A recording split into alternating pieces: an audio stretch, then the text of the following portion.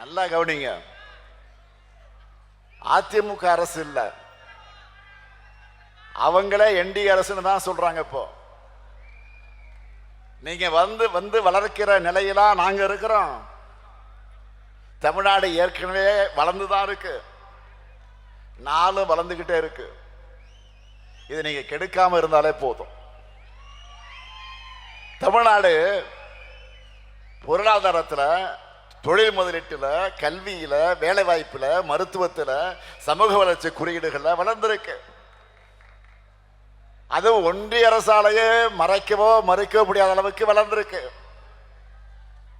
உங்க புள்ளி விவரங்கள் அதைத்தானே சொல்லுது. பிரதமர் அவர்களே, தமிழ்நாட்டை அழிக்கும் உங்க எண்ணம் பலிக்காது. பக்தர்கள் மணமகக்கூடிய ஆட்சியை நடத்துகிறோம். நம்ம காஞ்சிபுரம் கோயில்கள் நிறைந்த நகரம். இங்க குழப்பம் ஏற்படுத்த நினைச்சா அந்த எண்ணம் நிறைவேறாது. நாடும் நாட்டு மக்கள் அமைதியாக வாழுகிற இந்த நிலை சிலருக்கு பிடிக்கல. ஏன் நாட்டினுடைய பிரதமரை இந்த நோக்கம் கொண்டவராக இருப்பது அவர் வகிக்கக்கூடிய பதவிக்கு அழகல்ல. தமிழ்நாட்டில் போதை மருந்து நடமாட்டம் அதிகமாயிடுச்சுன்னு பொத்தாம் பொதுவா பிரதமர் பதவியிலிருந்து அவர் பேசிவிட்டு செல்வது சரியல்ல. நாடு முழுக்க கடந்த 5 ஆண்டுகள்ல துறைமுகங்கள் வழியா கடத்தப்பட்ட 11,311 கோடி ரூபாய் அளவிலான போதைப் பொருள் பிடிபட்டிருக்குன்னு ஒன்றிய அரசு தெரிவிச்சிருக்கு. அதுல பெரும்பாலானவை குஜராத் மற்றும் மகாராஷ்டிரா மாநில துறைமுகங்கள் தான் சிக்கி இருக்கு. இந்த மாநிலங்களை யார் ஆட்சி செய்யறாங்க? திமுகவா? இல்லையே, உங்க ஆட்சி தான் நடக்குது. டபுள் இன்ஜின் சொல்ற டப்பா இன்ஜின் தானே ஓடுதுங்க.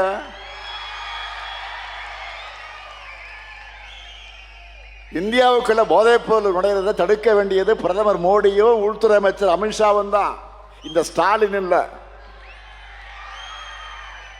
மகாராஷ்டிராவில் போய் பேச வேண்டியதை மதுராந்தகத்தில் வந்து பேசிட்டு போறது நியாயமா?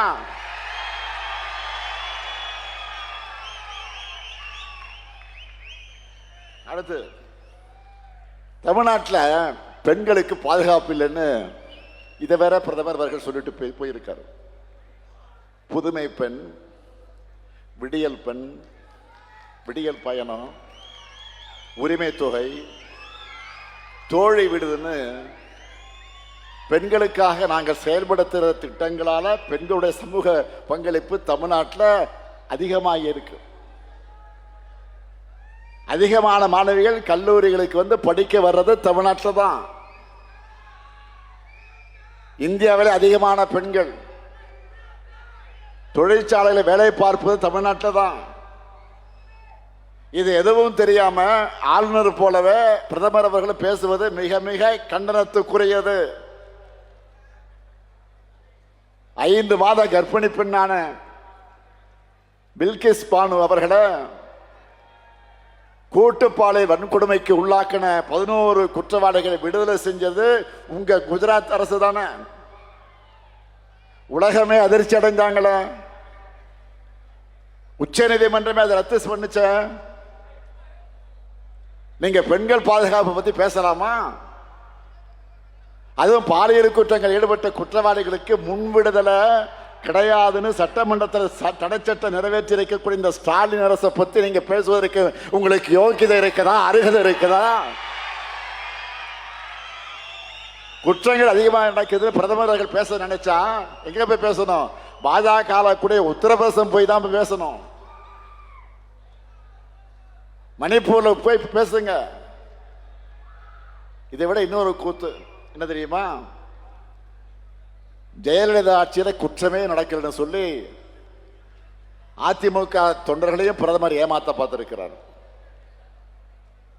குஜராத் மோடியா இந்த லேடியான்னு தமிழ்நாட்டில் ஊர் ஊரா போய் அம்மையார் ஜெயலலிதா கேட்டாங்க தெரியுமா? அதெல்லாம் மறந்துடுச்சா? இந்தியாவிலே அதிமுக அரசு தான் ஊழல் அதிகம் நடக்கக்கூடிய அரசுன்னு நீங்களும் உள்துறை அமைச்சர் அமித்ஷாவும் அவர்களும் பேசினதான் ஞாபகம் இருக்கா? இது எல்லாத்தையும் நீங்க ஒருவேளை மறந்திருக்கலாம், தமிழ்நாட்டு மக்கள் மறக்க மாட்டாங்க. வழக்கம் போல இந்த தேர்தலையும் பாஜகவுக்கு என்ன செய்யணுமோ அதை சிறப்பா செஞ்சு அனுப்பத்தான் போறாங்க.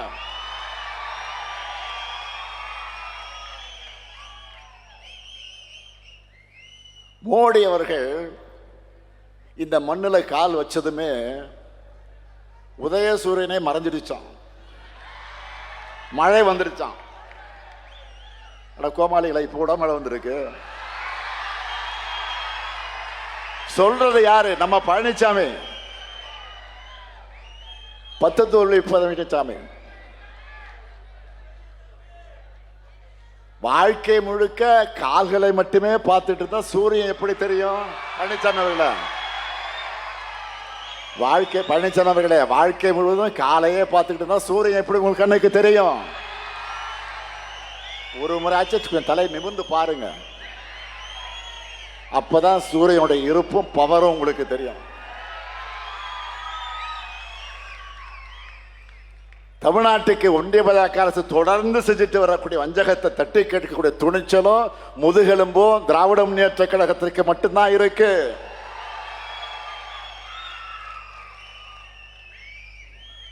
சிபிஐ, அமலாக்கத்துறை போன்ற பேரை கேட்டால ஓடி ஓடுகிற கோழைகள் தமிழ்நாட்டோட உரிமைகளை எப்படி காப்பாற்றுவாங்க?